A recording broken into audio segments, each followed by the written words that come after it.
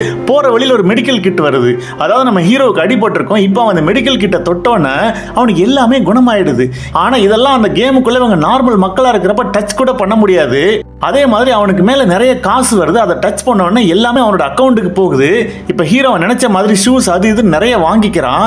இப்ப அந்த video game உருவாக்குனாங்கல்ல சூனாமின்ற ஒரு கம்பெனி, அவங்க ஆபீஸ்ல அங்க 2 பேர், அதாவது யாரோ ஒரு என்பிசி, அதாவது நான் பெர்ஃபார்மிங் கேரக்டர் வந்து கூலிங் கிளாஸ் போட்டு யூஸ் பண்றாங்கன்னு கண்டுபிடிக்கிறாங்க.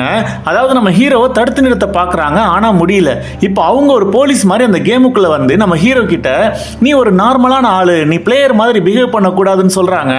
உடனே ஹீரோ அவங்க கிட்ட இருந்து தப்பிச்சு ஓடுறான். அப்ப அவன் ஷூல ஜம்ப் பண்ணி பறக்கிற ஆப்ஷன் இருக்கிறத கவனிச்சு அதை ஆக்டிவேட் பண்றான்.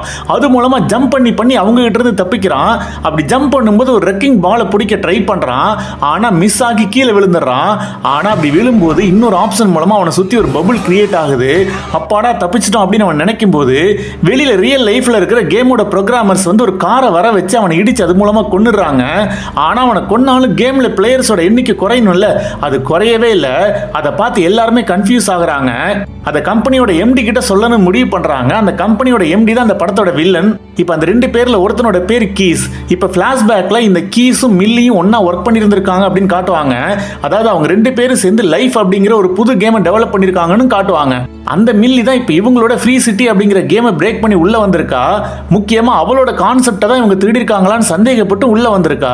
அதுவும் இல்லாம அந்த சூனாமி அப்படிங்கிற அந்த கம்பெனிக்கு தான் கீ ஒர்க் பண்ணிட்டு இருக்கான் அப்படிங்கிறது அவளுக்கு தெரியும். அதனால அவன் மேல அவளுக்கு பயங்கரமா கோவம் வருது. இப்ப அந்த கீஸ் அவகிட்ட அந்த கம்பெனி நம்ம கேம் வாங்கி அதை கடப்புல போட்டுட்டாங்கன்னு சொல்றான். ஆனா அதை மில்லி நம்பவே இல்லை. அதாவது அந்த கேமோட கோடிங்கை வச்சுதான் அந்த கம்பெனி இந்த ஃப்ரீ சிட்டிங்கிற கேம் உருவாக்கி இருக்கு அப்படின்னு சொல்றா. அதனால அதை ப்ரூவ் பண்றதுக்கு கீஸ் கிட்ட ஹெல்ப் கேட்கிறா.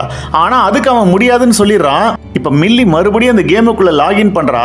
அவ ஹீரோயின் ஒரு லொகேஷனுக்கு அனுப்பி அங்க ஹீரோவையும் வர வைக்கிறா. இப்ப ஹீரோயின் ஹீரோ கிட்ட நான் ஒரு மிஷனுக்காக ஓடிட்டு இருக்கேன், நீ ஏன் டிஸ்டர்ப் பண்றேன்னு கேட்க, அதுக்கு ஹீரோ நான் உனக்கு ஹெல்ப் பண்ண வந்திருக்கேன்னு சொல்றான். அதுக்கு அவ நீ எனக்கு ஹெல்ப் பண்ணுனா நீ உன்னோட லெவல் இன்க்ரீஸ் பண்ணணும், அப்பதான் என் கூட ஜாயின் பண்ண முடியும்னு சொல்றா. இப்ப ஹீரோயின் இருக்கிறது பார்த்தா 195வது லெவல்ல இருக்கா. ஆனா நம்ம ஹீரோ இப்பதான் 1வது லெவல்லே இருக்கான். அட்லீஸ்ட் 100வது லெவலுக்கு போனாதான் அவன் கூட ஜாயின் பண்ண முடியும். அப்ப ஹீரோ அவகிட்ட என்னால யாரையுமே ஹர்ட் பண்ண முடியாதுன்னு சொல்றான். அதுக்கு ஹீரோயின் ரொம்ப வயலண்டா இருக்கிற பிளேயர்ஸ் கிட்ட இருந்து பாயிண்ட்ஸ் திருடிக்கலாம் அப்படின்னு சொல்றா. இப்ப கட் பண்ணா நம்ம ஹீரோ ஆர்ம்டு ஹீரோஸ் கூட சண்டை போடும்போது செத்துறான். ஆனா கேம்ல செத்துட்டா மறுபடி உயிர் வந்து வருவாங்கல்ல, அப்படி ஹீரோ வந்து ட்ரை பண்றான். அதுவே அவனுக்கு பெரிய பிராக்டிஸ் ஆகுது.